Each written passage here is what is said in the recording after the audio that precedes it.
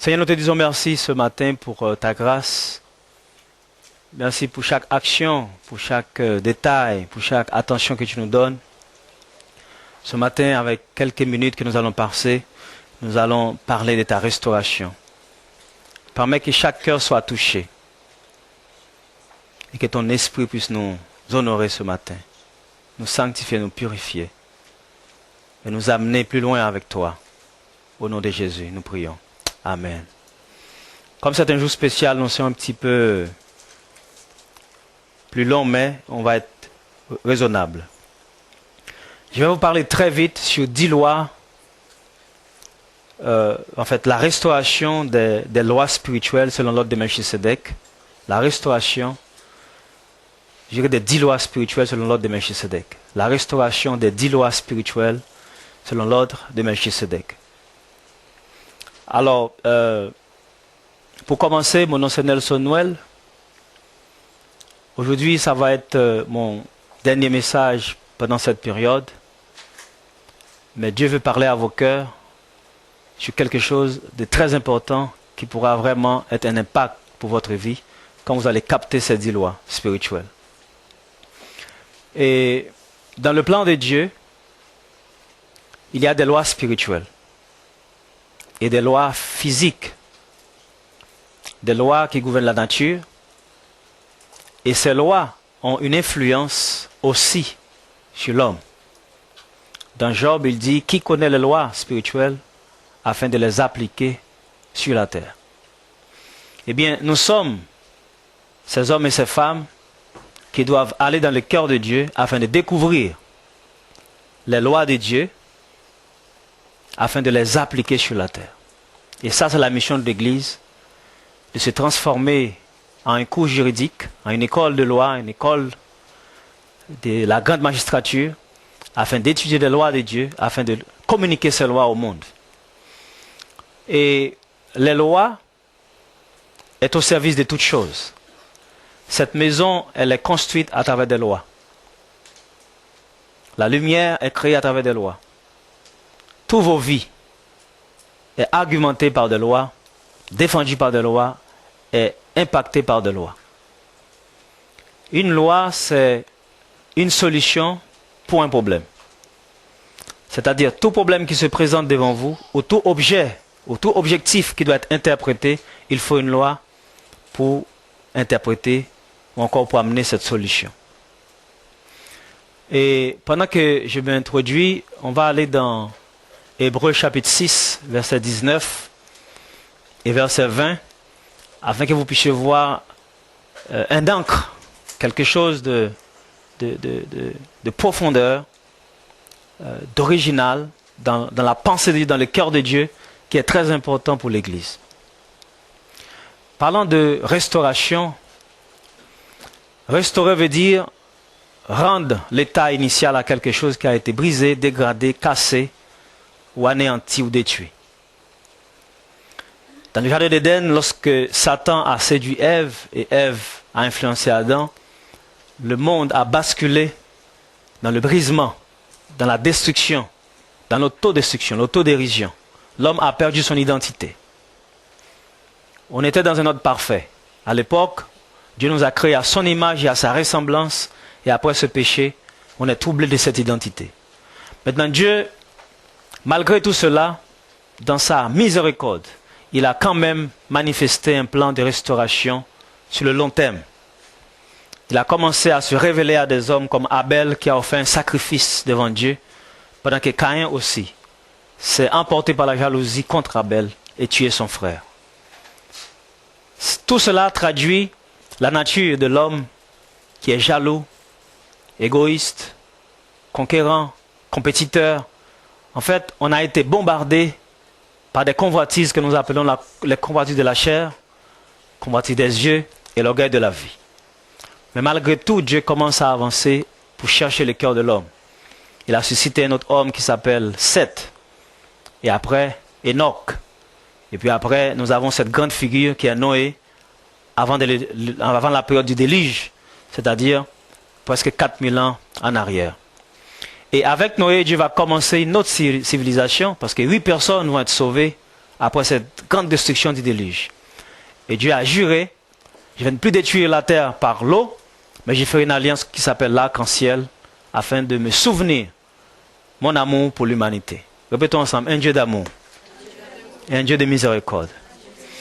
Ce soir, vous devez savoir que, ou encore ce matin, que Dieu n'est pas dans la destruction. Dieu est dans la bénédiction.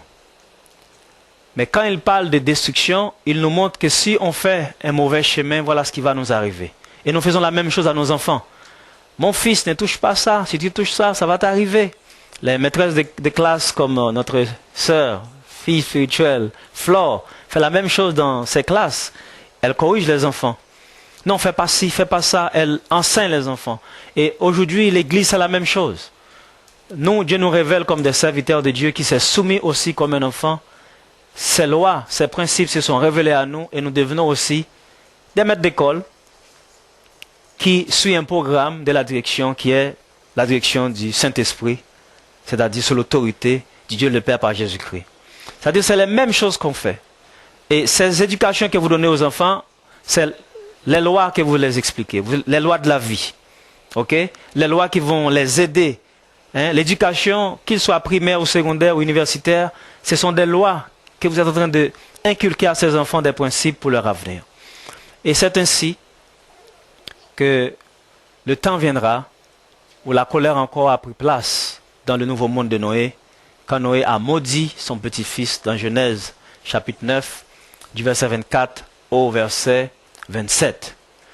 Mais avec cette malédiction, la pyramide est créée. On a un monde en 3 classes, un monde pyramidal, pauvre, riche, moyen et le reste. À l'époque, on les appelait dans l'Antiquité les patriciens, qui étaient la classe des riches, les plébéiens, qui étaient la classe des nobles, et puis les esclaves. Après, ça a changé, ça a pris d'autres noms, la noblesse, le clergé, le peuple. Et aujourd'hui, ça prend encore d'autres vocabulaires, et première classe économique, les riches, la classe moyenne, et encore la classe ouvrière. En fait, ils changent de vocabulaire, mais c'est toujours le même système. Et les peuples de Dieu se retrouvent dans cette pyramide, coincés dans une malédiction, où on pense que l'autre a une race supérieure, on a fait des guerres, l'esclavage, Hitler a fait la même chose en pensant que les Allemands sont mieux que les autres. Bref, on est tombé dans des délires pas possibles, et des folies, quoi. Eh bien, le plan de Dieu, c'est de briser tout ça, ces oppressions, afin de nous amener à quelque chose de nouvel. Maintenant, ici, dans ce verset, nous allons voir que il y a une espérance. Répétons ensemble, l'espérance. Répétons ensemble, l'espérance d'une restauration. Quand vous venez à l'église, vous venez pas juste dans une religion. Ici, ce n'est pas une religion. C'est un endroit où vous découvrez l'image de Dieu. Le plan que Dieu a pour vous. La mission qu'il a pour vous. La destinée qu'il a pour vous. Le grand plan de Dieu pour l'humanité. Vous devenez un instrument dans la main de Dieu afin qu'il va vous utiliser pour les autres. Vous n'êtes plus vous-même simplement. Dieu est en train de vous révéler vous-même afin d'être un miroir pour les autres. Est-ce que nous sommes en train de faire ce matin? Les gens, quand ils viennent, par rapport à vos témoignages, vos histoires, ils se retrouvent. Waouh, j'ai vécu la même chose comme toi. Waouh. Et ça montre que la personne, que tu n'es pas isolé dans ta situation. Il y a d'autres qui ont vécu le même problème. Mais si tu fais comme eux, si tu suis leurs conseils, eh bien, Dieu fera un chemin pour toi. Ici, il dit cette espérance, nous la possédons comme une encre de l'âme. Sûre et solide. Elle pénètre au-delà du voile. Dans le tabernacle, il y avait un voile qui séparait le lieu saint du reste du tabernacle. Mais la Bible dit que l'espérance que nous avons va au-delà de tout ça. Au-delà des lois humaines qui nous tiennent captifs ou encore qui nous oppressent. Il y a une loi de liberté pour les enfants de Dieu. Et cette démonstration que Jésus est en train de nous faire à travers cette révélation de la parole de Dieu. Dans le verset 20, il dit, là où Jésus est entré pour nous comme précurseur. Un précurseur, c'est celui qui vient avant. Celui qui a débuté. Celui qui a commencé. Hein? C'est un homme de transition. Il est la personne qui a fait le chemin. Eh bien, il est venu comme un précurseur et a été fait souverain sacrificateur pour demain ou pour un jour. Pour toujours. Souvent, on entend le toujours. Mais on oublie le reste. Vous pouvez me lire le reste, s'il vous plaît? Selon l'ordre de Melchisédek. Là, on va remonter dans Genèse chapitre 14 pour expliquer cela. Entre-temps, pendant qu'il cherche, je vais vous expliquer. Tout gouvernement proprement dit fonctionne à travers un ordre de gouvernance. Je répète, tout gouvernement ou institution proprement dite ou proprement dit travaille ou opère à travers un ordre de gouvernance. Cette église a un ordre de gouvernance. Quand on parle des médecins, ils ont un ordre de gouvernance. Les professeurs, l'éducation nationale a un ordre de gouvernance. La République française a un ordre de gouvernance. Le royaume de la Hollande a un ordre de gouvernance. Les États-Unis d'Amérique ont un ordre de gouvernance. Haïti a un ordre de gouvernance, malgré tout. On ne peut pas fonctionner sans un ordre de gouvernance. Et si Jésus doit vous sauver face aux assauts de l'ennemi, face aux assauts spirituels de Satan, eh bien, il va manifester aussi un ordre de gouvernance. Il ne peut pas venir vous sauver sans un ordre de gouvernance. C'est pourquoi c'est l'ordre de gouvernance qui donne nom, qui donne le pouvoir au nom. Qu'est-ce que j'ai expliqué? C'est l'ordre de gouvernance qui donne le pouvoir au nom. Le nom de Jésus fait la différence, ce n'est pas parce que c'est juste le nom de Jésus. C'est par rapport à l'ordre qu'il représente. Quand vous voyez un policier dans la rue, quand vous conduisez, même si vous étiez normalement dans les limites, automatiquement vous voyez une voiture de police, vous pesez. Automatiquement. Pourquoi? Parce qu'il y a l'ordre qui est là. Ça vous fait penser à l'ordre. Eh bien, c'est la même chose. Quand Satan voit le nom de Jésus sur vos fronts, dans votre cœur, dans votre vie, il sait qu'il y a une autorité. Automatiquement, il est dérangé. Regarde à ton voisin, dis-lui, quand Satan me voit, il est dérangé. Quand Satan te voit, il est dérangé. Dis-le avec la foi. Alléluia! Il y a un dérangement parce qu'il vous voit. C'est la même chose. Jésus s'est fait souverain sacrificateur selon l'ordre de Melchisedec. Maintenant, on va expliquer très vite. Vous pouvez écrire les 10 lois. Okay, la restauration des 10 lois selon l'ordre de Melchisedec. On va lire maintenant Genèse chapitre 14, verset 17 au verset 20.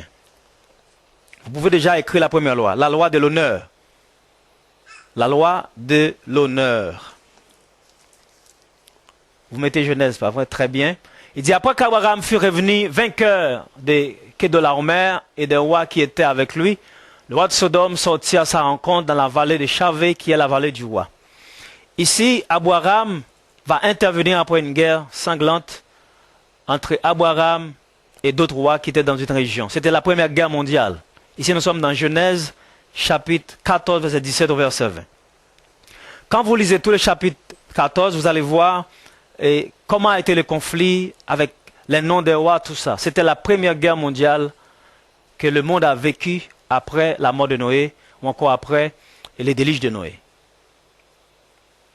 Et cet même esprit de guerre continue, c'est la même chose qui se reproduit tout le temps. C'est pourquoi la Bible est un livre qui n'est pas seulement historique, archéologique, mais elle nous révèle le cœur des civilisations afin que nous puissions comprendre qu'est-ce que nous devons faire aujourd'hui dans ce temps que nous vivons. Et le verset 18, Melchisedec, roi de Salem, écoutez bien, Melchisedec, roi de Salem, c'est-à-dire c'était un personnage, c'était un être humain, fit apporter du pain et du vin. Il était sacrificateur du Dieu très haut. En quelque sorte, Melchisedec avait débuté la Sainte Seine. C'est ce qu'on a fait tout à l'heure, pas vrai? Il s'est déplacé pour rencontrer Abraham, mais il a pris du pain et du vin. Même avant l'existence d'Israël, du peuple hébreu, la Sainte Seine a été établie. Et c'est pourquoi Jésus s'est manifesté dans l'ordre de Melchisedec, parce que c'est l'ordre le plus ancien. Même Abraham a été béni par l'ordre de Melchisedec. Ça veut dire toute l'Église, tout Israël, le peuple juif, ils ont été tous bénis par l'ordre de Melchisedec. C'est pourquoi l'ordre de Melchisedec, c'est l'ordre le plus ancien. C'est l'ordre de l'Église. C'est là que l'Église s'est établie.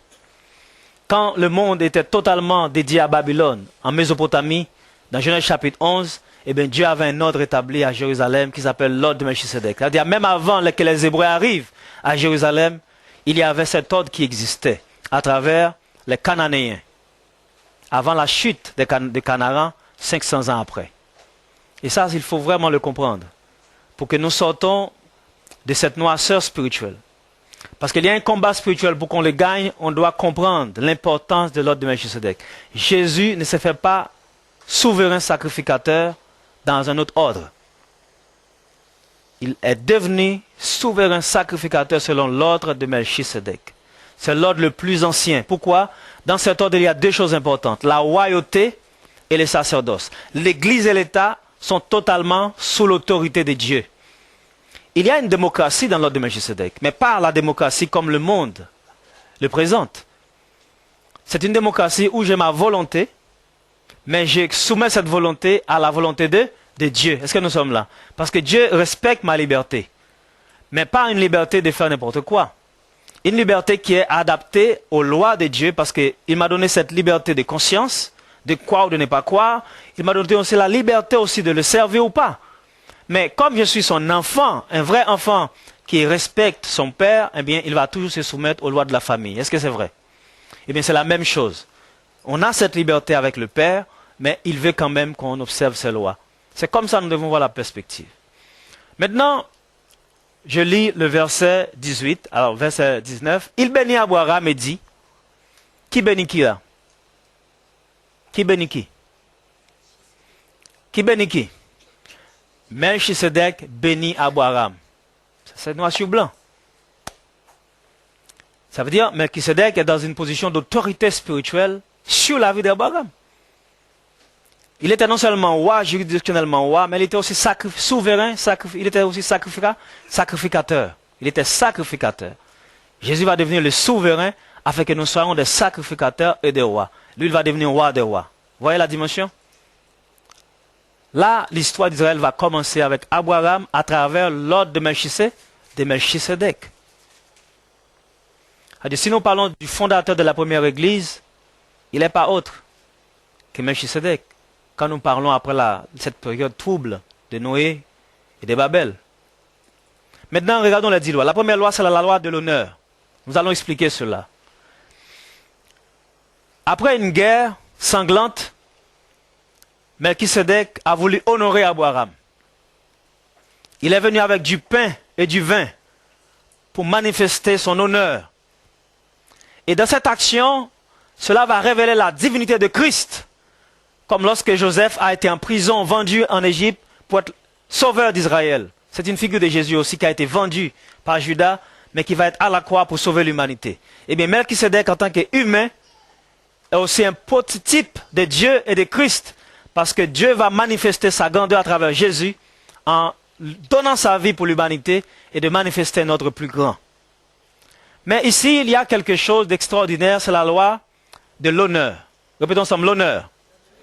Le monde vous a déshonoré. Tout ce que le monde a établi, il y a du déshonneur dedans, de la manipulation. Il n'y a pas un amour sincère. Même un produit qu'on vous vend, il faut mettre une femme dénudée devant le produit. Pour faire quoi? Allô? Pour faire quoi? Qu'est-ce qu'un chocolat à voir une femme dénudée? Allô? Qu'est-ce qu'un bonbon à voir avec une femme? Il n'y a pas de connexion. En fait, on vit dans un monde de manipulation. Quelqu'un va vous appeler au téléphone en vous disant « Je vous installe telle chose gratuitement chez vous. » Gratuitement. Et vous croyez vrai, vous signez le contrat, après, pap, la facture arrive. Même la communication qu'on appelle management dans ce monde est basée sur le mensonge. Allô? C'est le déshonneur. Même les hommes ne respectent plus les femmes. On vous traite plus comme des reines. Il y a jadis, quand une femme arrive dans un train ou dans un bus, l'homme, il faisait le geste de se lever. Chère madame ou mademoiselle, voulez-vous vous asseoir? Mais révérence, s'il vous plaît. Il n'y a plus ces choses-là. Bah, t'as qu'à t'asseoir là-bas, quoi. Allô? Il n'y a plus d'amour. Répétons ensemble. Jésus est venu pour détruire le déshonneur. Mais il vient avec le pain et le vin. Alléluia! Le pain, c'est la parole de Dieu. Le vin, c'est le Saint-Esprit de Dieu. La seule chose qui peut honorer, restaurer l'honneur d'un homme, c'est le pain de vie et le vin de vie. Une nouvelle parole. La même parole qui vous écrase dans ce monde. La même petite voix qui vous dit vous n'êtes rien, vous n'êtes personne. Qui vous dénigre, qui vous dit que vous êtes, qui vous accuse. Il y a une autre voix qui va vous dire vous êtes quelqu'un ce matin. J'ai un plan pour vous restaurer. La Bible dit, je vous donnerai les années que les sauterelles ont mangé, ont dévoré. Il y a des sauterelles qui ont passé chez vous, qui ont brisé vos familles, qui ont impacté vos enfants, qui ont impacté vos dignités, qui vous ont amené dans la honte. Il y a des sauterelles qui ont passé, qui ont touché vos pensées.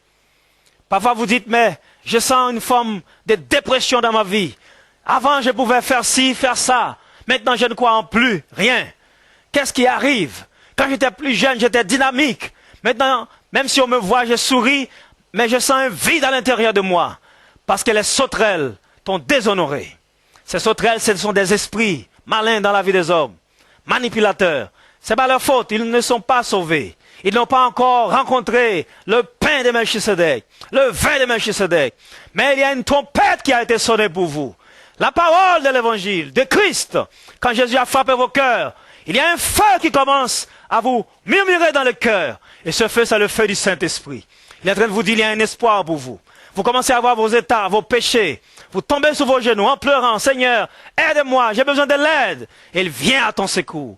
Il envoie son esprit pour vous libérer. Et depuis ce jour-là, vous avez un cantique nouveau. Alléluia! Vous pouvez chanter et adorer le Seigneur. Vous avez de l'espoir. Il y a un horizon devant toi. Avant, c'est comme si vous marchiez en arrière. Mais quand Christ apparaît, il y a un bond en avant. Un deuxième bond encore. C'est comme un enfant, je me rappelle mon petit garçon Joël. Il m'a regardé comme ça. Il tenait quelque chose. J'ai dit, oui, tu peux le faire. Il m'a regardé, il m'a souri. Il commence à courir. Depuis ce jour-là, il court. Maintenant, il est un footballeur. C'est la même chose. Dieu vous regarde. Il dit, ma fille, lève-toi. Tape ton voisin comme ça, lève-toi. C'est le temps de te lever. Cessez de pleurer. Cessez de murmurer. Il y a une invitation pour toi. Pas n'importe quelle où. Regardez encore dans le verset 17. Dans le même chapitre. Verset 17. Il dit, après qu'Abraham fut revenu vainqueur, et le roi de Sodome sortit à sa rencontre dans la vallée de Chavé, qui est la vallée du roi. Regardez pour voir. Melchisedec, roi de Salem, fit apporter du pain et du vin. Vous êtes dans la vallée du roi.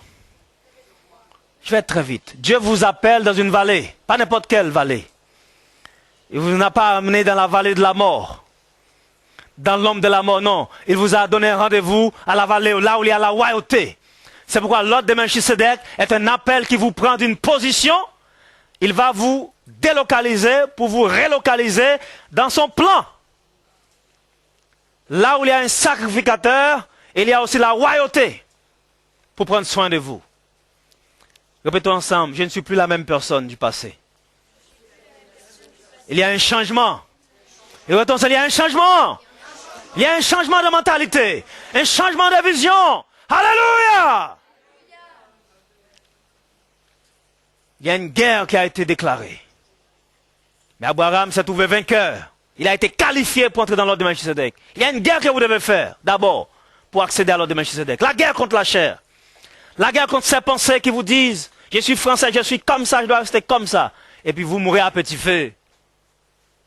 Je suis haïtien, je suis comme ça avec ma tradition. Je suis africain. Il faut sortir de toutes vos traditions charnelles et corrompues. Afin de laisser Christ vous imprégner. Alléluia! C'est une nouvelle vie qu'il vous offre. Quand le monde vous regarde, par exemple, je dois acheter un billet vrai, pour aller où je vais. Mais il y a 2 classes, même 3 classes. C'est l'argent qui qualifie dans quelle classe que je dois m'asseoir. Mais en Christ, ce n'est pas l'argent. Ce n'est pas ton argent qui qualifie dans quelle classe que tu es en Christ.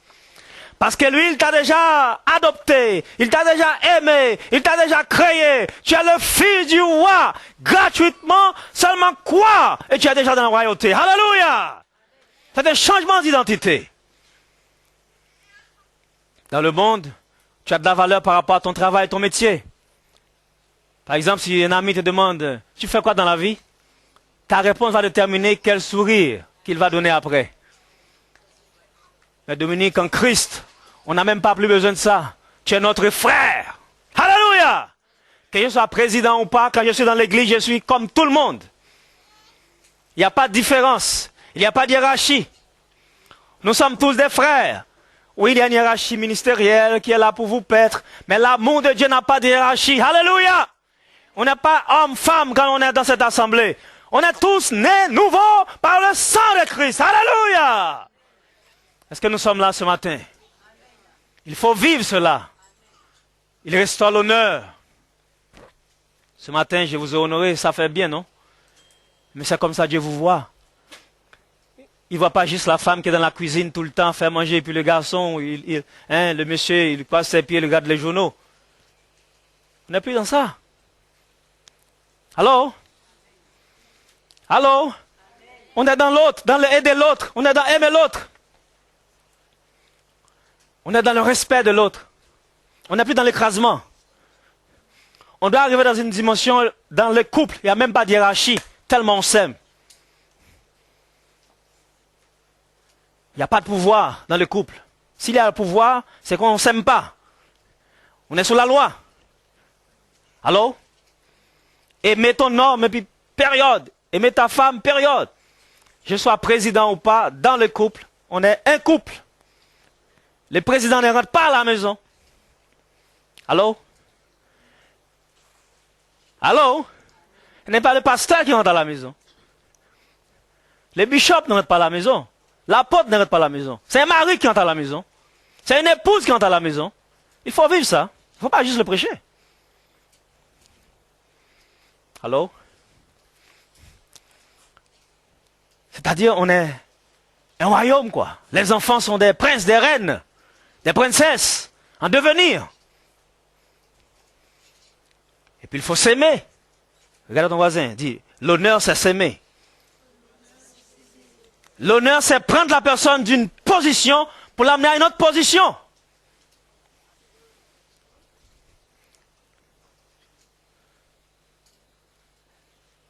Est-ce que tu amènes ta femme du niveau A à un niveau B?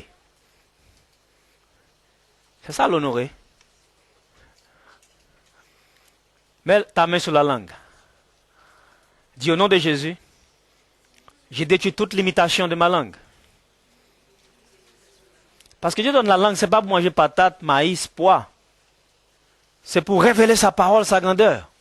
C'est pour cultiver l'honneur. Alléluia!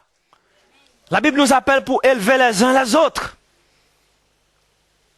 Dans le foyer, il faut qu'il y ait l'élévation du couple.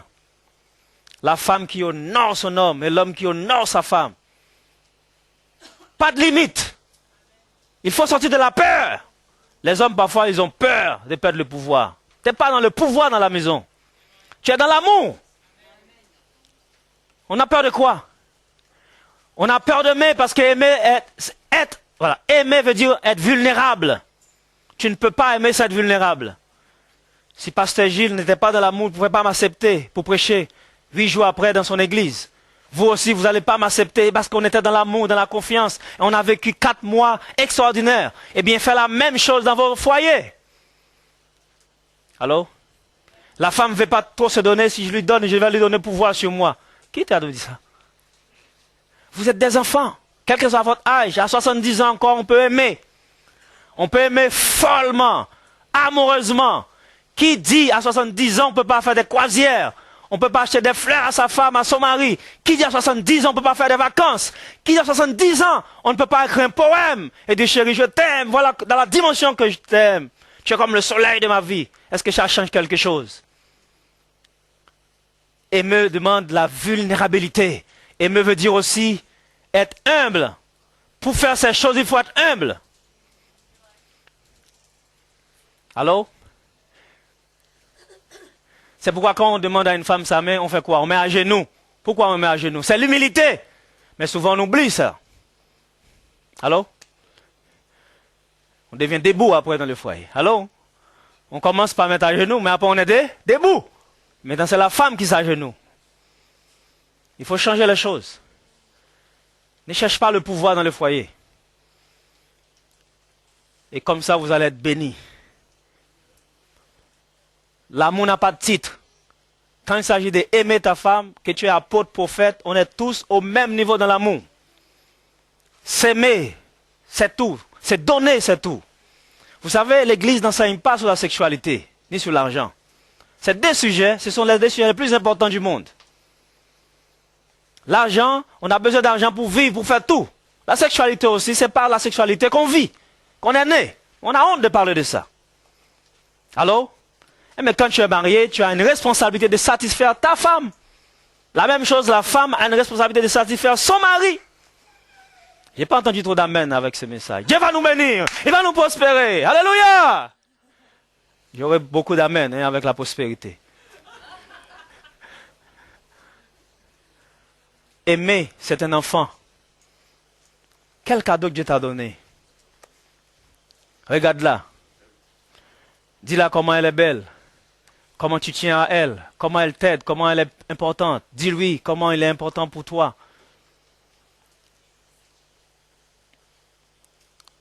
Ça va être un exemple pour les enfants. Aimer, c'est être vulnérable. C'est l'humilité. Tu ne peux pas aimer sans être humble.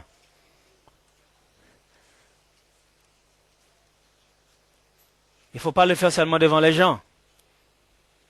Il faut le vivre quand personne ne vous voit. C'est là que l'amour est éprouvé.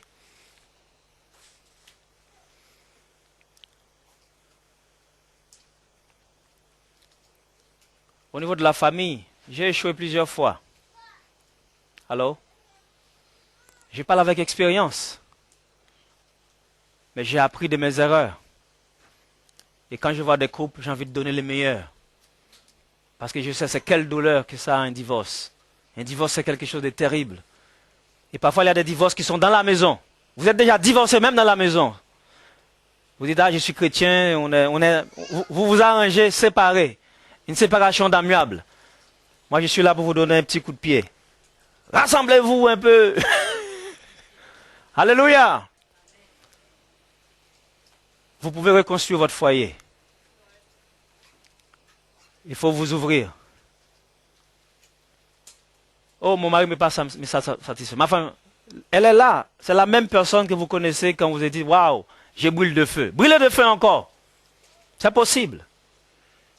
Il faut briser les séparations, les barrières pour restaurer l'honneur. Je vous dis la vérité. Commencez à restaurer l'honneur. Allez au shopping. Faites des petits shopping pour votre femme. Faites des petits shopping pour votre mari. Amenez-le des petites choses, tu vois, très... Vous allez voir. Écris-le ou écris-la. Vous allez voir. L'amour reviendra. Répétons ensemble. L'amour, c'est quelque chose qu'on sème, qu'on arrose. Répétons ensemble. La sémence de l'amour. Plus fort. La sémence de l'amour. C'est l'honneur. Et c'est pour ça que Jésus est venu. Vous pensez que je vais vous parler d'un honneur, aller dans le ciel, recevoir des couronnes? Ça, c'est la couronne que vous devez recevoir. D'abord dans l'amour. Les jeunes qui ne sont pas encore mariés, écoutez très bien ce message. Pour demander la main, on met à genoux. Et après, on oublie qu'on est à genoux. C'est ça qui restaure. Il est venu pour restaurer l'eau, l'honneur. Deuxième chose, vous pouvez l'écrire vite. La loi de la reconnaissance. La loi de la reconnaissance. Cette deuxième loi. Pour que je ne peux pas être dans l'honneur sans reconnaissance. Non seulement Melchisedec a honoré Abraham, mais il a reconnu qui il était. Allô? C'était un étranger qui est venu à Canaan. Mais un roi est venu l'honorer dans ses conflits. Il pouvait dire, bon, cet homme, c'est un homme de guerre, il est venu semer des problèmes dans la région. Mais pour restaurer Abraham, il a amené là la paix, le vin, le pain, il l'a honoré. On est dans la reconnaissance. Regarde ton voisin et dis, je te reconnais. Tu es extraordinaire.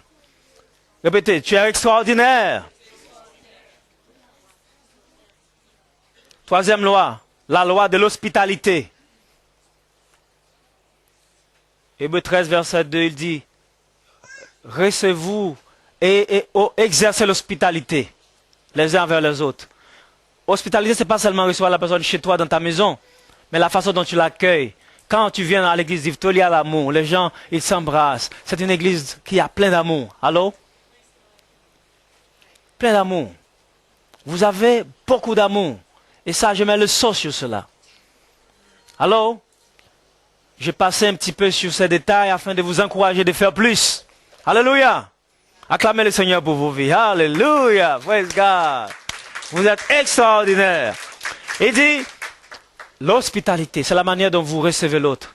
Eh bien, entre vous aussi, dans vos rapports mutuels, et de l'hospitalité. L'hospitalité, c'est dans tous les sens. Même dans les sens les plus intimes. Ce n'est pas seulement l'homme qui doit frapper la porte tout le temps. Ce n'est pas la femme seulement qui doit frapper la porte tout le temps. Il y a une réciprocité nécessaire. Allô? Décoincez-vous les hommes. Décoincez-vous les femmes. C'est la révolution. Alléluia. Amen. Quatrième loi, la loi de l'élévation. 1 Thessaloniciens 5, verset 14. Élevez-vous les uns les autres, élevez-vous, honorez-vous les uns les autres. Celui qui est plus faible a besoin du plus fort. Allô? Si tu es plus fort, c'est toi qui as besoin de faire plus d'efforts. Allô? Pardonnez, pardonnez-vous.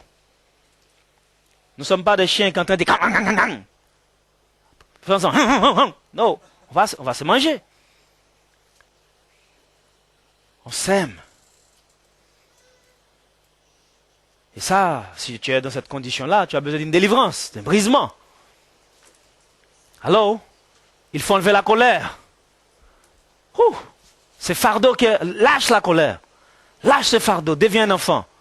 Aimez comme un enfant. Ce qui vous coince, oui, il m'a dit ça. Tu vois comment elle m'a dit, comment elle m'a regardé, t'as vu? Et puis on se fait des idées, des idées. Le diable met des montagnes dans nos têtes. Répétons ensemble, je suis délivré de toute montagne dans ma pensée, au nom de Jésus. Et je vais aimer comme un enfant. Je vais terminer vite. L'élévation. Élevez-la, élevez-le. Hein? Tu es mon fils, je t'aime. Même les enfants, il ne faut pas les écraser. Aimez les enfants, les parents aussi. Les enfants aussi, respectez vos parents. Ok? Écoutez vos parents. Ce n'est pas les copains à l'école qu'il faut écouter. Hein? Les parents. Allô? Tout le monde dit les parents. Les parents. Les parents. Voilà, c'est les parents qu'il faut écouter. Cinquième loi, la loi de la transmission de grâce. T'as vu? Quand on aime, on est dans l'honneur, on transmet des grâces. Allô? On transmet des grâces. Une chose pendant les 4 mois, je souhaite que les femmes puissent avoir peut-être plus de liberté de s'exprimer, de témoigner. Allô? Parce que Dieu a besoin d'utiliser les femmes dans ces derniers temps. Il dit, j'aurai répandu mon esprit sur toute chair. Les fils et les filles vont prophétiser. Pas que les fils. Alors, on ne peut pas être des machos hein, dans le royaume de Dieu. On prend les mêmes esprits du monde dans la pyramide et on veut le faire dans l'église. Alors, l'homme veut toujours avoir le pouvoir, la domination. Non! C'est pas de Dieu ça, cet esprit-là. Faut pas avoir la femme juste par le pouvoir. C'est un être que Dieu a créé, à ton image. C'est une aide qu'il t'a donnée. Voilà comme un potentiel pour ton ministère, pour ton église. Alors, donne-la la parole pour qu'elle parle. Elle fait des erreurs, tu la corriges après en secret. Jusqu'à ce qu'elle va apprendre. Si un jour tu tombes, il y a une femme solide qui est debout pour toi. Alléluia. Allô? C'est qu'amen ou amen? Qu'amen ou amen? Qu'amen ou amen? Allô? Yeah. Dieu veut nous bouger, hein? On ne peut pas faire la même chose dans le monde, hein? Dans le monde, qu'est-ce qu'on fait devant la femme? Il y a la baignoire, il y a les bébés, il y a quoi? La cigarette, il y a quoi encore? Il y a la chaudière, il y a la cuisine. Et puis l'homme, il a son highway comme ça, tranquille, avec son petit valise, il rentre. Dieu veut changer tout ça, hein? Ça, c'est la pyramide, hein? Toi, la femme aussi, obéis. Respecte. Allô? Il dit, femme, respecte ton mari et mari, aime ta femme. Amour et respect. C'est ce qu'il fait, hein? Tu ne dis pas n'importe quel mot, hein? Mais tous les femmes, mets le doigt sur la langue. Dis, Seigneur, purifie ma langue. Que des paroles de grâce sortent de ma langue. Envers mon mari, envers ma communauté et envers tout le monde. Je détruis toutes ces manques de serpents dans ma langue. Au nom de Jésus. Maintenant, vous les hommes, mettez la main sur vos têtes et votre cœur. Dis, Seigneur, donne-moi l'amour pour mon épouse. L'amour pour les gens. Oh, il y a d'hommes ici? Où sont les hommes? Tous les hommes, mets la main sur la tête. Seigneur, Seigneur, donne-moi l'amour pour aimer ma femme, pour aimer tout le monde. Dans ta grâce, au nom de Jésus. Aimer, c'est l'action pour l'homme. L'homme manifeste l'amour dans l'action. La femme manifeste le respect dans la langue. N'écrase pas ton homme. Quand tu dis, tu ne seras jamais rien. Tu te souviens quand je t'ai rencontré, tu avais un pantalon. Hein? Ta poche était chirée. Tu avais une chaussure, mais tu as vu qu'elle avait un pantalon. Pourquoi tu l'as épousée? Tu ne savais pas qu'il avait un pantalon? Mais tu as son aide, il a 10 pantalons maintenant. C'est que tu as fait pour garder l'entreprise. Allô? Allô? Oh oui, maintenant il a une grosse vente. Mais tu penses quoi? Toi aussi, tu n'as pas changé? Allô? Tu as changé aussi, quoi. Est-ce que tu es resté la même femme sexy il y a 50 ans, il y a 30 ans? Allô? Tu es toujours belle, toujours sexy, mais autrement. Mais la même homme aussi, mais les ventes grossissent. Peut-être là, dans 10 ans, on ne sait pas ce qui va se passer chez moi, quoi. Allô? Mais aimez-vous malgré tout. En cheveux blancs, on s'aime. On prend du temps. Même l'église, c'est très important de faire des activités, c'est bien. Mais à un moment donné aussi, il faut respirer, quoi. Allô? Il faut peut-être... il y a des bateaux, là. Hein, on est sur la Manche. Louez-vous un petit bateau, on fait une journée en mer, en croisière, on prend du chocolat, on s'amuse. Ça aussi, c'est pour le peuple de Dieu, quoi. Pas pour les gens du monde seulement. Seulement, il n'y a pas de cigare, quoi. Voilà, il y a autre chose. Ok, je vais terminer. Ok, la loi de la transmission des grâces et des bénédictions. Il dit à Abraham, bénis Abraham. Dans Genèse 14 tout à l'heure. Il dit, bénis Abraham par le Dieu très haut. Tu vois, il transmet. Regarde à ton voisin. Tu me dois de la grâce, hein? Tu me dois de l'amour, hein? Alors, pour les frères et sœurs, c'est l'amour fraternel. Pour les couples, c'est tous les trois amours. Amour agapé, qui est l'amour de Dieu. Amour filial, qui est l'amitié. Et l'amour érotique, qui est dans le couple. Alors, ça c'est pour le couple. Mais on se doit l'amour. On se doit l'honneur, la grâce. On se doit de l'honneur, de l'élévation réciproque. Et, sixièmement, la loi de l'esprit de la prophétie. Jean 16, verset 8, Apocalypse 19, verset 10. Il dit, l'esprit de vérité que je vais envoyer sur vous va vous convaincre du péché, du jugement, de la justice. Quand l'Esprit de Dieu parle à toi, dans ton cœur, il te dit, tu ne peux pas faire la même chose que tu faisais auparavant. Alors, il y a un esprit qui te dit, tu ne peux plus aller dans la pornographie. Alors, il y a un esprit qui te dit, tu ne peux plus faire la masturbation. Il y a un esprit qui te dit, tu ne peux plus voler, tu ne peux plus haïr ton frère. Parce que l'Esprit de Dieu est en train de combler ta vie pour sanctifier ton corps, car tu as le temple du Saint-Esprit. Parfois, la chair est très difficile. On a passé tous par là. Moi, je ne suis pas un saint. Alors, j'ai passé des moments difficiles. Hein? Parfois, la tentation, elle est... Ouh, les femmes, elles sont belles, quoi. Elles sont coquines hein, quand elles marchent comme ça. Oh my God. Tu dis, Seigneur, aide-moi. Dieu le Père. Tu pries. Oh, chakarababa. Je résiste au nom de Jésus, esprit impur. Ça saute. Tu le chasses, il retourne encore. Alors, c'est un combat. Je suis de vous la vérité, c'est un combat. Mais il faut résister. Alléluia. Ouais, la jeunesse, résistez. La jeunesse, 3, 4, résistons. Plus fort, résistons. Résistons. Oh, où est la force de la résistance? 3, 4, résistons. Alors les femmes, résistons. Alors les hommes, résistons. Même si tu es marié, il y a la tentation. Le beau gosse là dans le bureau, il fait tout pour t'harceler. Il va acheter même des parfums pour exciter vos hormones. Et quand il passe, ça c'est ton bureau, hein? Ah, ok, c'est là. Il est en train de lire, il essaie d'envoyer son corps, son parfum à toi. Et il est canon. Peut-être qu'il est plus beau que ton mari. Il est musclé, tout le temps sportif. Et toi là, l'évangile a un problème là, hein? Pour l'homme aussi. Cette belle femme, sa silhouette, tu vois, elle passe, elle fait exprès. Elle baisse pour que, tu vois, non? Regarde-moi ça, Elle fait tomber ça et puis... Et toi, tu dis au Seigneur, sauve-moi. Alors, les enfants de 16 ans aussi, il a les petits copains dans la classe. Elle te regarde comme ça tout le temps. Ah oui, les enfants aussi ont des tentations. Hein. 9 ans, 8 ans. Hein, à ton âge aussi, des petits gosses là, qui te regardent là. Hein. Fais attention. Hein. Moi, je suis une servante de Dieu. Je suis la fille du roi. Je ne peux pas faire n'importe quoi. Est-ce que nous sommes là? Remettons ensemble l'honneur. Aujourd'hui, je vais vous relâcher. Je vais vous relâcher. Sixième, il dit l'esprit de la justice et de la prophétie. Vous qui êtes baptisés, vous ne pouvez pas adorer des statues maintenant. Votre force, ce n'est pas la croix qui est dans ta maison. La croix est un symbole. On ne peut pas adorer les symboles. Tu n'as pas besoin d'image d'un Jésus blanc ou noir dans ta maison. Allô? Pour te sentir en sécurité. Ta sécurité, c'est la foi en Dieu, période. Tu crois qu'il existe, qu'il est en toi, tu le pries en esprit et en vérité. Et ça suffit pour toi. Tu n'as pas besoin d'envoyer en Afrique. Oh, je ne vais pas, je vais envoyer à un tonton. Moi, j'étais à l'hôpital, après le coma, presque mort. Quelqu'un est venu dans ma chambre en disant, peut-être il faut aller voir. J'ai appelé les médecins, mets cette personne dehors.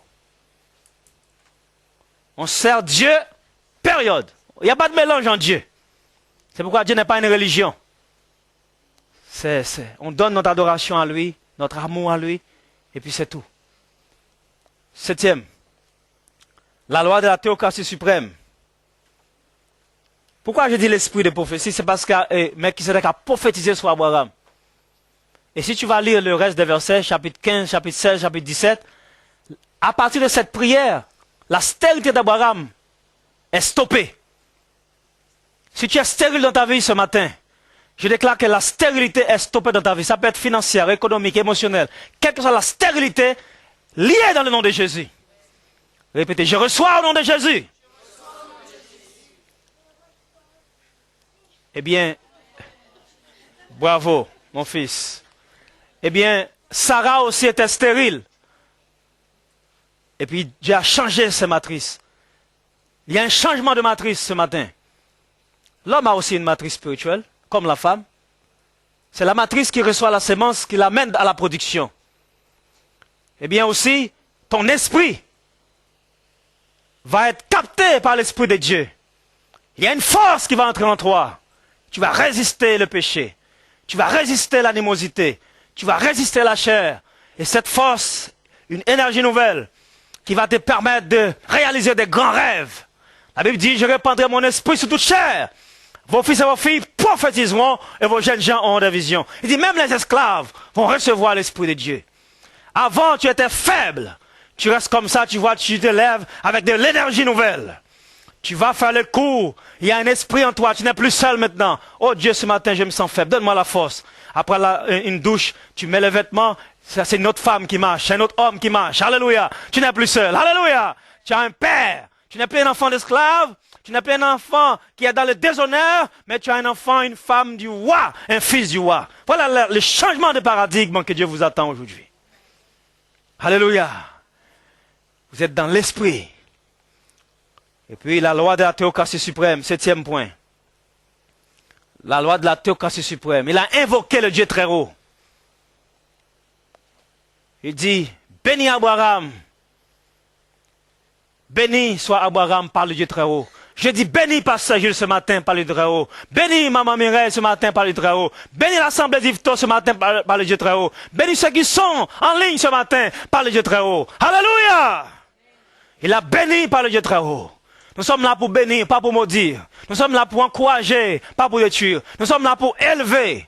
Parfois, je secoue un peu, hein, la bassine. Hein. Je secoue. Et puis après, on enlève ce qui est mauvais. Et puis après, on construit, on restaure, on rend la joie et on avance. Alléluia. Répétons ensemble la restauration. Des vies brisées. Alléluia. Il y a une femme qui avait plusieurs maris, elle avait plus d'identité. Elle a rencontré Jésus. Jésus a révélé des secrets dans sa vie. À l'instantané, elle partait raconter ce que Jésus a fait pour sa vie. Elle a amené une ville au Seigneur.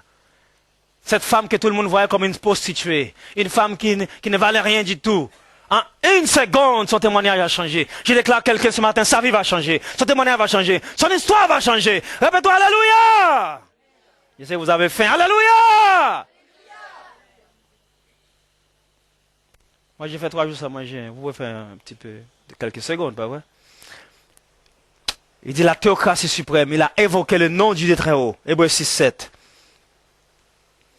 Hébreux chapitre 6. Tous les chapitres 6, chapitre 7, il parle de Melchisedec, de la foi d'Abraham. Il parle de tout ça.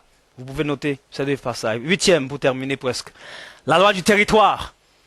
Répétons ensemble, le territoire. Ces 3 points qu'il va donner sont très importants. Tu ne peux pas régner dans ton identité sans conquérir le territoire où tu habites. Parce que chaque territoire où tu as une maison, il y a des esprits qui contrôlent la région. Quand tu vas dans une nouvelle maison, appelle l'église de prier avant de dormir dans cette maison. Quand vous êtes peuple de Dieu. Vous êtes là? Parce qu'il y a des esprits qui contrôlent le territoire. C'est pourquoi vous allez voir, d'un territoire à l'autre, il y a des esprits différents. Il y a des atmosphères différentes. Il y a des attitudes différentes. C'est pourquoi Melchisedec ne pouvait pas attendre Abraham n'importe où. Parce que c'était un roi. Il avait aussi une destinée de roi. Les rois se rencontrent. Les sacrificateurs se rencontrent. Vous n'êtes plus une poule. Regarde ton voisin. Tu n'es plus une poule. Tu es un aigle maintenant. Alléluia.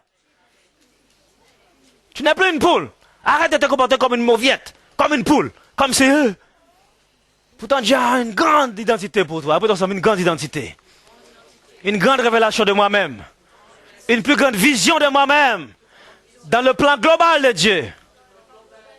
Tu as un Dieu qui t'a créé à son image et à sa ressemblance. Je ne peux pas être créé à l'image de Dieu, que je sois une mauviette ou une poule. Je suis un roi. Parce que Dieu est roi. J'ai son identité. Qu'il soit l'argent, les richesses, la gloire, tout t'appartient, mais dans l'humilité. Tu vois, le même Nelson qui peut être avec les présidents, quand je suis ici, je suis aussi au même niveau que les enfants. On est dans l'amour, on est dans l'humilité. Répétons ensemble, l'humilité. L'humilité. Sans pas que tu es mieux que quelqu'un d'autre, tu vois. Ce n'est pas l'argent, ce n'est pas ta profession qui te fait plus que quelqu'un. C'est le nombre d'amour que tu as dans ton cœur qui te fait plus que quelqu'un. Pour l'aider. Alors, ce n'est pas les carnet banques en Europe qui fait quelqu'un plus que quelqu'un. Ce n'est pas les voitures que vous voulez qui vous fait plus que quelqu'un. Mais c'est le nombre d'amour que vous avez en vous pour aller aider les autres. Comme fait cette église. Chaque semaine, vous donnez à nous des tonnes de nourriture en Afrique et partout. Et pour terminer, 9e point, la loi de la royauté et du sacerdoce. Il faut entrer dans cette loi. Apocalypse 5, versets 9 et 10. Il parle de cette loi. Pourquoi Jésus est mort? Il est mort à la croix pour nous amener à la royauté. Tu entends ce flot? Tu n'es plus un civil. Tu deviens une reine. Quand tu as Christ. Tu penses comme une reine, tu marches comme une reine. Il ne faut pas être à l'Élysée seulement pour être reine. Ça, c'est juste un fact, pouvoir. Tu n'es pas obligé d'être dans le palais en Espagne ou en Belgique pour être roi, pour être reine. Ça, c'est une institution établie de manière humaine. Mais ici, par la foi, Jésus est mort, il nous a pris tous avec lui. Il devient souverain, sacrificateur, afin que chacun de nous soit sacrificateur. Il devient roi des rois, afin que chacun de nous soit roi. J'entends, mon frère Dominique, tu n'es plus un civil. Commence à te voir comme Dieu te voit, pas comme la société te voit, pas comme ces Valérie te voit, pas comme la Normandie te voit, pas comme la France te voit, pas comme l'Afrique te voit. La façon dont les gens te voient ne détermine rien. C'est la façon dont Dieu te voit qui est important. Moi, je m'en fiche comment les gens me voient. Je suis un fils du roi. Je suis un fils du roi. Je suis un fils du roi. Je suis un fils du roi. Et je marche comme moi. Et je danse comme moi. Je suis un fils du roi. J'ai avancé comme un roi. Allô? Faut être libre. Parfois on s'excuse comme si on a peur de fouler le sol. On nous a mis tellement la peur. On s'excuse d'exister. On s'excuse de parler. On s'excuse de tout. Dis à ton voisin, il est temps maintenant de devenir ce que tu dois être. Touche-le, il est temps de devenir ce que tu dois être. Deviens ce que tu dois être. Cet esprit de peur, de timidité, elle est chassée. Il est chassé au nom de Jésus. Et terminé, la loi de l'économie du royaume. Répétons ensemble, l'économie du royaume. On va voir qu'Abraham, toujours dans... Ah oui, il avait dit, Jésus, tu es digne de prendre le livre et d'ouvrir les sceaux. Jésus devient le garde des sceaux. Il y a un garde des sceaux dans chaque pays. Il devient le garde des sceaux de l'ordre de Melchisedec. Ok? Qu'est-ce qu'il a fait? Il a été immolé, c'est-à-dire tué, battu et tout. Et il a racheté pour Dieu, regardez bien, par son sang, des hommes de toute tribu. De la France seulement? De toute tribu? A dit, si la France a plusieurs tribus dans le nord, le sud, je ne sais pas comment vous divisez vos régions, eh bien, chaque tribu de France ont accès à le sang de Jésus. De toute langue, de tout peuple et de toute nation. Qu'est-ce qu'il fait d'eux? Verset 10. Tu as fait de quoi? Des esclaves, des mendiants, de la classe ouvrière, et des petits pauvres, des gens seulement limités au RSA, une petite portion à tout. Allô? Il a fait quoi? Des rois, un royaume et des sacrifices? Dis-lui, je te regarde différemment maintenant. Bienvenue dans ce grand royaume de rois et de sacrificateurs. Et l'économie. Qu'est-ce qu'il dit après? Abraham, maintenant on retourne dans Genèse 14, je termine.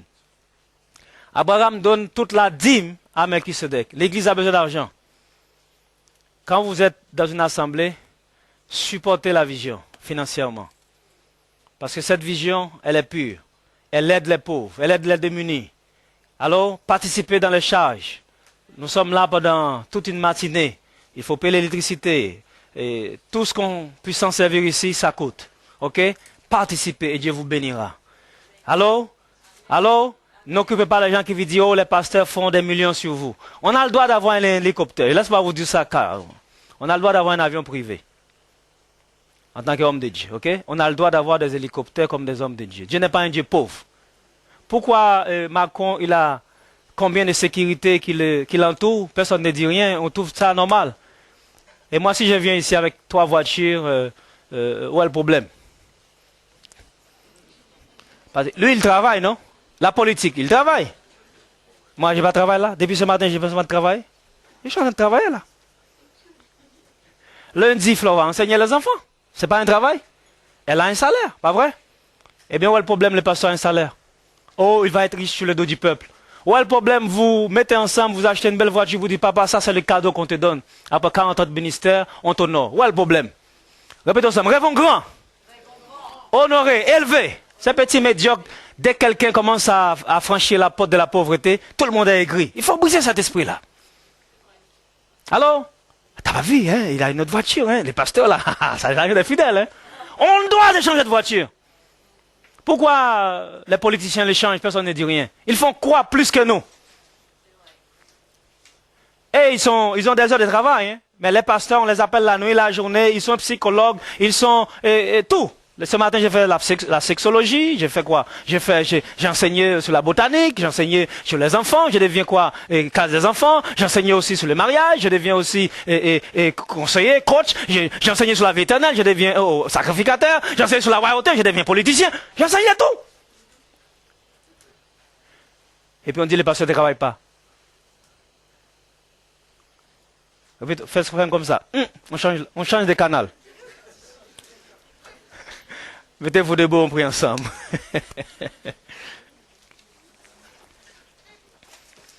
Merci encore pour tout ce que vous avez pu faire ensemble avec nous. Je vais prier pour vous de déposer la grâce de Dieu sur vos vies. Il y a un baptême, je pense, totalement l'après-midi avec notre sœur Flore. Si quelqu'un a été touché par ce message, tu sens que tu vas être baptisé, n'hésite pas. Voir avec Pasteur Gilles ou bien sœur Mélina ou n'importe qui ou Madré. Dis-lui, je veux être baptisé. Et si tu doutes de ton baptême aussi, peut-être tu étais dans un ministère, tu ne sais pas, est-ce que ta vie est rassurée? Eh bien, tu peux aussi être baptisé. C'est pas, oh, je vais baptiser, j'étais baptisé, non. On est dans une nouvelle saison. Tu peux aussi prendre une décision. Je dis, bon, j'avais un doute de quelque chose dans mon passé. Par exemple, tu étais tombé dans des choses. Tu vois, tu peux toujours, avec ce pardon. Le baptême de repentance, c'est pour le pardon. Vous les jeunes, vous êtes déjà baptisés tous? Voilà, baptisez-vous et puis venez à l'école de Timothée chaque samedi. Ne restez pas chez vous, soyez formés pour l'armée du Seigneur. Je vais prier pour vous. Seigneur, nous te disons merci ce matin. Merci pour ce beau peuple, ce peuple extraordinaire. Merci pour Pasteur Gilles, que tu as donné un cœur d'enfant, un cœur de berger. Je bénis ce ministère qui m'a tant béni. Je les dépose entre tes mains, Seigneur. Même à mon absence, qu'aucun esprit léviathan se lève contre eux. Qu'ils ont la force et le pouvoir de résister tout esprit impur qui se lève contre eux. Que leur foyer soit en paix. Qu'ils vivent le plein amour. Que tu envoies le feu. Chaque culte sera encore différent. Plus de feu dans les ministères. Plus de liberté dans leur foi. Je déclare que ces 10 lois se manifestent et se restaurent dans leur vie. Dans leurs enfants. Je déclare, Seigneur, qu'il y a la loi de l'honneur, de l'élévation, la loi de la restauration, la loi de l'amour, la loi du pardon. Quand vous arrivez chez vous, dans vos couples, pardonnez-vous réciproquement. Là, ce n'est pas un conseil, c'est un ordre du Seigneur. Quand tu arrives, prenez un temps avec ta femme, ton mari, regardez-vous les uns les autres. Dis, je te demande pardon pour toutes ces années, peut-être. Peut-être j'ai fait des choses sans réaliser que je t'ai blessé. Mais je tiens à te demander pardon ce matin.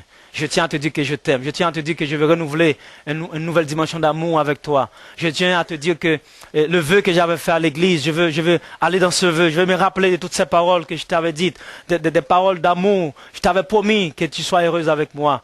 Je ne suis pas là pour le pire, je suis là pour le meilleur dans ta vie. Je ne suis pas là pour le pire. C'est les religions qui amènent le pire. On n'a pas le pire, non. On est là pour le meilleur. Alléluia.